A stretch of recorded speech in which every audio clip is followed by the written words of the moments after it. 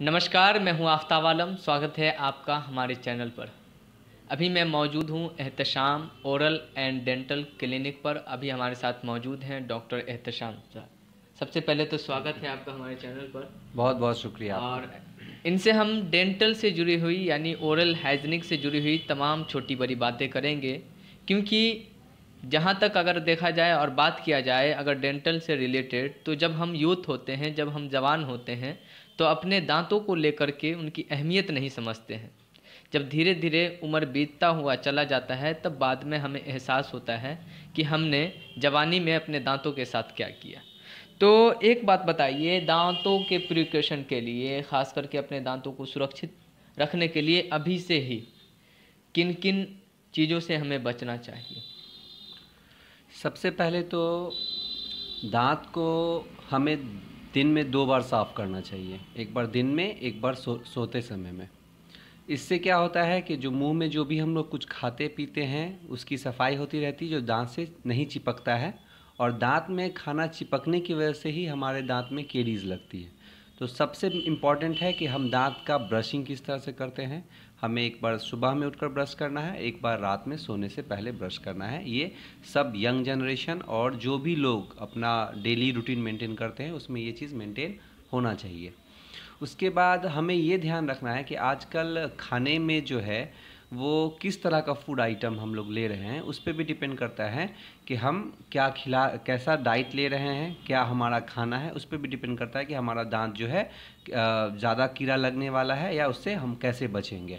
अगर हम मीठा चीज़ खाएंगे तो ऑब्वियस सी बात है कि कीड़ा उस पर ज़्यादा लगने का चांसेस है। तो और जो चिपचिपाहट जिसमें हो, जो दांत से खाना जिसमें चिपक जाए, जो खाने दांत से चिपकते हैं वो खाना हमें कम खाना चाहिए। इस सब चीज़ के ज़रिए हम अपने दांत को बचा सकते हैं।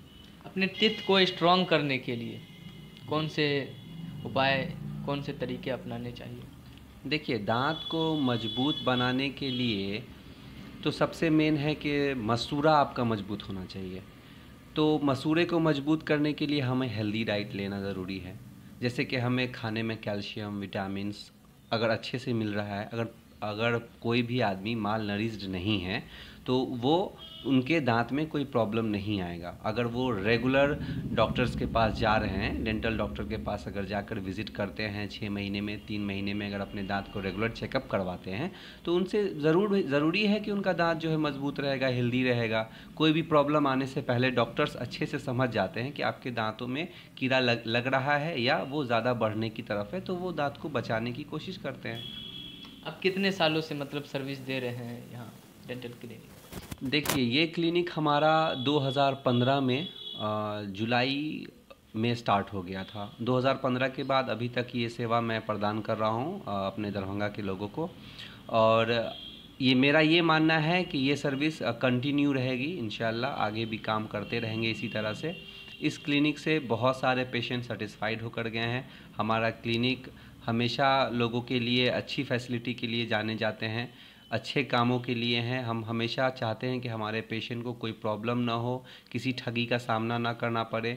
गलत काम से हम लोग पेशेंट को बचाते हैं और हमारे यहाँ कोशिश होती है कि पेशेंट को कम से कम परेशानी हो और अच्छा से अच्छा ट्रीटमेंट हम पेशेंट को दे पाएँ। एक चीज़ बताइए, जब अगर ख़ास करके हम बात कर रहे हैं दांतों की, तो अब देखते होंगे कीड़े मकोड़े जब लगने का जब ये आता है, तो कई लोग दांत उखड़वाने के लिए डॉक्टर के पास जाते हैं। कई डॉक्टर सलाह भी देते हैं। क्या दांत उखड़वाना उचित होता है वैसी जगह पे या नहीं? देखिए, पहले जो धारणा बनी हुई थी और जिस तरह से टेक्नोलॉजी एडवांसमेंट नहीं था, तो पहले हम लोग जानते हैं कि हाँ, दांत में कीड़ा लगता है। बट वो कीड़ा ऐसा नहीं है जो हम अपने आँखों से देख सकें, ठीक है। वो एक डेंटल केरीज़ नाम से हम लोग उसको जानते हैं। वो केरीज़ है जिसे माइक्रोस्कोप और अल्ट्रा माइक्रोस्कोप में ही देखा जा सकता है, नग्न आँखों से हम उसे नहीं देख सकते हैं। तो पहले जिस आपने सवाल किया कि दांत को उखड़वाना उचित है या नहीं है, सबसे पहले तो है कि आप अपने डॉक्टर के पास विज़िट करें। अगर आपके दांत में दर्द हो रहा है तो डॉक्टर क्या करेंगे कि एक एक्सरे करवाएंगे। एक्सरे करके वो देखेंगे कि दांत कितना क्षतिग्रस्त हुआ है, मतलब कीड़ा जो है उस पर कितना अटैक करके कितना क्वांटिटी ऑफ दांत को खा चुका है। उसके हिसाब से आपके दांत को बचाने का प्रोसेस होता है।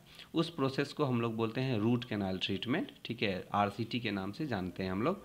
आरसीटी के थ्रू दांतों के नस का इलाज होता है। मीन्स के दांतों में जो रास्ता होता है जिसमें नस होते हैं उसको साफ़ करके और उसको फिर से फिलिंग कर दिया जाता है, तो दांत जो है अब बच जाता है।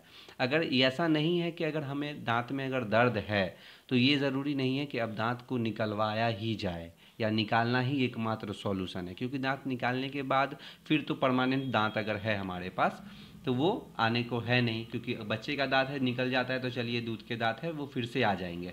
बट जब परमानेंट दांत निकालने की बात आती है तो हमें चाहिए समझदारी से हम काम लें। अगर कोई डॉक्टर बोल रहा है कि नहीं निकलेगा तो हमें ये ज़रूर पता कर लेना चाहिए एक दो और डॉक्टर से, क्या ये दांत वाकई में निकलने वाला है या इसे हम बचा सकते हैं।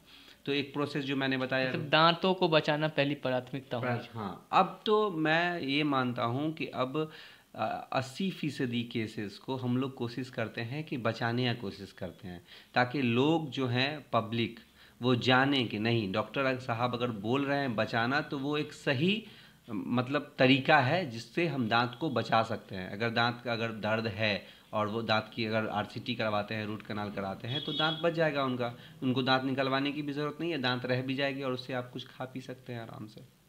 मशूरे में कई बार जो ब्लड आने लगते हैं वो कई के मशूरे कमज़ोर होते हैं, पायरिया जैसी शिकायतें सामने आती है, उनसे बचने के लिए क्या किया जाए? देखिए मसूड़ा गम्स, तो ये डेंटल में इसे बोलते हैं नॉर्मल लैंग्वेज में पायरिया, ठीक है, और डेंटल लैंग्वेज में बोलते हैं इसे पेरियोडोंटाइटिस या जिंजेवाइटिस, ठीक है। दोनों एक दूसरे से मतलब पेरियोडोंटाइटिस इसमें है कि अगर मसूड़े से इन्फेक्शन हड्डी में हो जाता है, जबड़े की हड्डी में, तो that is known as periodontitis. और अगर मसूड़े में इन्फेक्शन है तो जिंजेवाइटिस, मतलब कि मसूड़े का सूजन। उसमें क्या होता है कि मसूड़ा सूजने लगता है, खून आने लगता है और बदबू होता है। इसका सबसे अच्छा इलाज है कि आप अपने डॉक्टर के पास जाएं, अपना प्रॉब्लम बताएं और उसके बाद वो क्या करेंगे, आपको एडवाइस करेंगे कि मसूड़े की सफाई या दांत की सफाई जो है करवाने के बाद, और डॉक्टर्स जो मेडिसिन देते हैं उससे उसके ज़रिए आप अपने इस प्रॉब्लम से, पायरिया के प्रॉब्लम से आप एकदम निजात पा सकते हैं और इसका 100% इलाज है। चलिए, बहुत बहुत धन्यवाद हमारे साथ जानकारी साझा करने के लिए। और आखिर में मैं चाहूँगा कि जो हमारे दर्शक हैं उनको आप क्या कहना चाहेंगे?